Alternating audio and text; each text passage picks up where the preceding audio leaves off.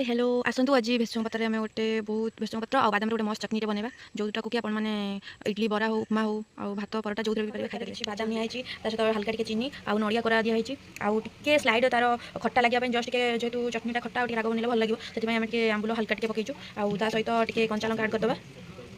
आउ ये टे गजामुग भी रखी देखूँ से किसी आड करदे आपण मैंने चाहिए गजामुग स्किप कर आ बादाम तो फास्ट नहीं सारी आउ एम धनिया पत्र दबा यहाँ हूँ आम पहाड़ी धनिया जो मैंने नर्माल धनिया अच्छी आड करेंगे ये धनिया पकड़े बेसी भी टे बास्ना हम आउ टेस्ट आसो दही भी ऐड रखी कर भेसुंग पत्र तो आसतु आपको आम पूरा गोटी गोटी करके चुना चुना करके भेसुंग पत्र गुड़िक भी पकईदेली जेहतु अल्प गजामुग पकई तो आगे गजामुग आड कर दूसरी